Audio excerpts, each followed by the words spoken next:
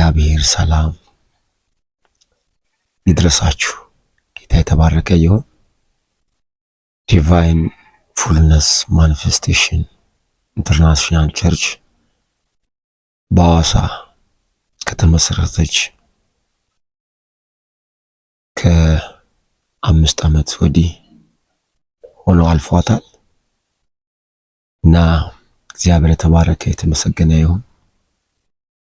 ቤተ ክርስቲያን ኦሬዲ የዚህ ቤተ ክርስቲያን ራእይ ከተቀበልኩ ባለፈው ቪዲዮ እንደገለጽኩላችሁ ባለፈው ቪዲዮ ጌታን ከተቀበልኩ ከ2 ዓመት በኋላ ይሄ ሸክም እንደመጣ በኔ ላይ እንደመጣና ይሄን ራእይ እንደተቀበልኩ እንዲሁም ደግሞ ይሄን ራእይ ከተቀበልኩ በኋላ ደግሞ ለ10 ለ15 ዓመት እግዚአብሔር እኔን ሲያዘጋጀኝ እንደቆየ እና ደግሞ አሁን ላይ ባለች ቤተክርስቲያን በአካል እንድትገለጥ አሁን ባለው ኦርጋናይዜሽን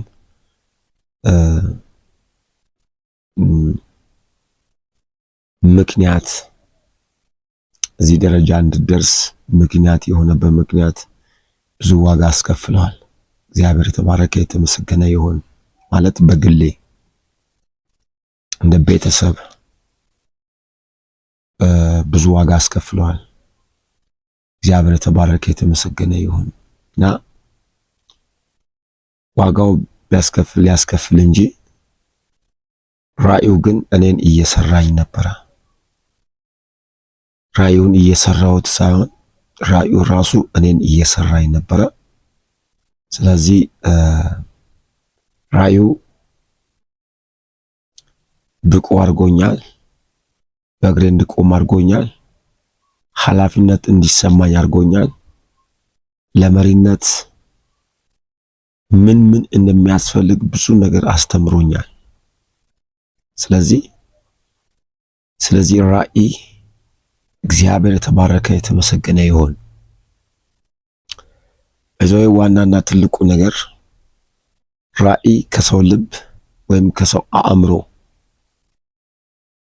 የሰው የአእምሮ ውጤት አይደለም። ራእይ ከእግዚአብሔር ምንጭ የሚቀዳ የእግዚአብሔር ሸክም ነው። ስለዚህ ወደዚሁ ዓለም ከቪዥን ከሐሳብ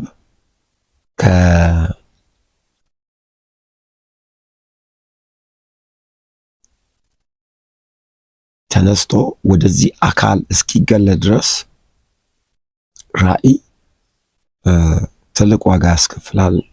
ትልቅ ዝግጅትን ይጠይቃል። ትልቅ ስራን ይጠይቃል። ትልቅ የሆነ መስዋዕትነቶችን ይጠይቃል እና ዛሬም ቢሆን እግዚአብሔር ይመስገን በእንደዚህ አይነት ሁኔታ ቤተክርስቲያን እየቀጠላለች። እግዚአብሔር ይባረክ። ጌታ የተመሰገነ ይሁን። ዛሬ ላይ ከራእዩ አንዱ አካል በራእዩ ውስጥ በዚች የመለኮት ሙላት መገለጥ ዓለም አቀፍ ቤተክርስቲያን 7 የሆኑ ግቦች አሏት።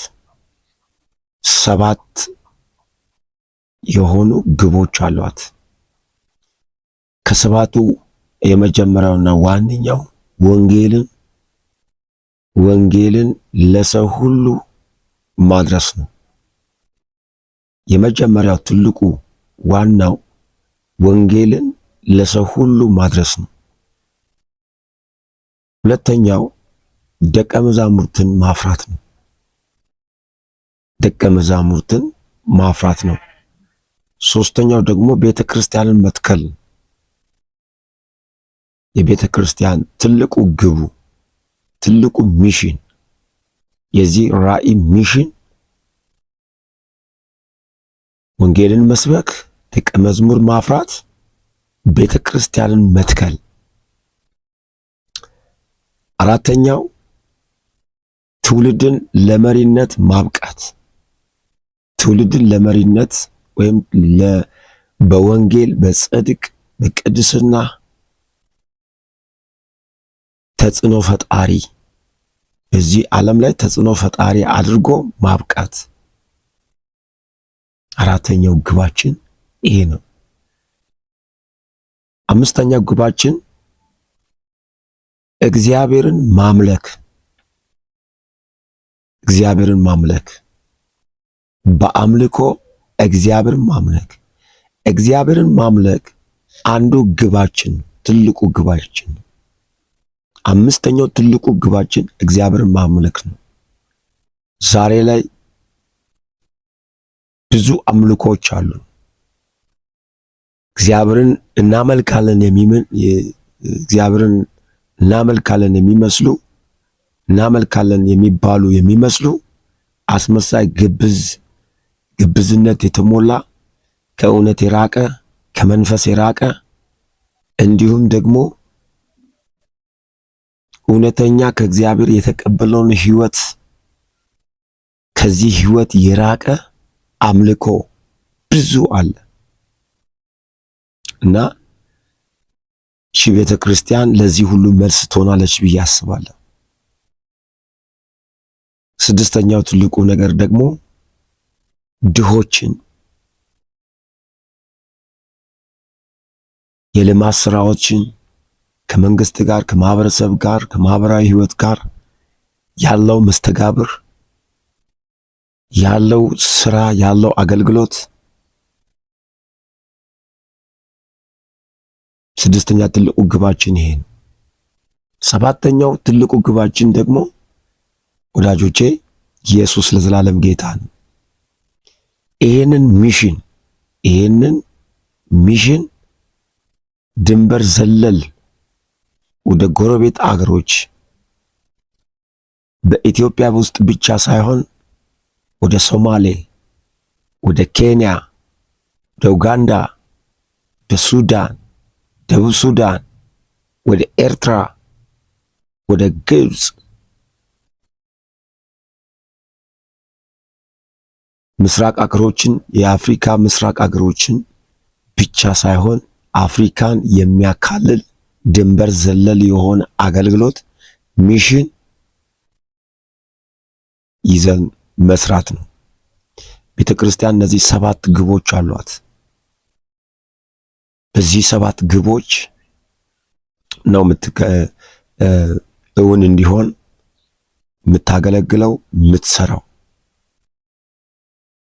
ጌታ የተባረከ የተመሰገነ ይሁን። ስለዚህ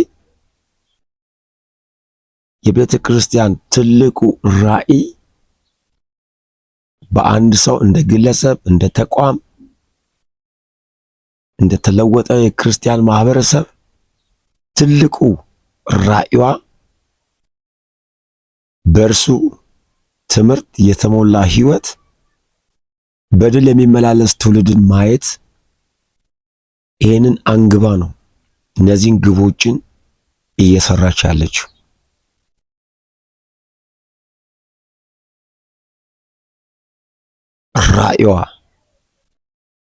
ራዕይ ተብሎ የተያዘው ነገር በእርሱ ትምህርት የተሞላ ህይወት በድል የሚመላለስ ትውልድን ተገልጦ ማየት ምኞቷ፣ ህይወቷ፣ አጠቃላይ ግቧ ነው። ክርስቶስን የምትገልጥበት በእርሱ ማለት እርሱ ማን ነው? ኢየሱስ ነው። መጽሐፍ ቅዱስ እርሱ ብሎ ተደጋጋሚ ብዙ ክፍሎች ውስጥ ልክ ኢየሱስ ክርስቶስ እግዚአብሔር መንፈስ ቅዱስ እያለ እንደሚያስተምረው ሁሉ እርሱ ብሎ የእግዚአብሔርን ስም የእግዚአብሔር ቃል ይገልጣል። ስለዚህ በእርሱ ትምህርቱ ወንጌል ነው። የተሞላ ህይወት በመንፈስ ቅዱስ ኃይል መሞላት እንዲሁም ደግሞ በድል የመመላለስ ህይወት በኢየሱስ ስም ያርግልን። ተባረኩ። ሻሎም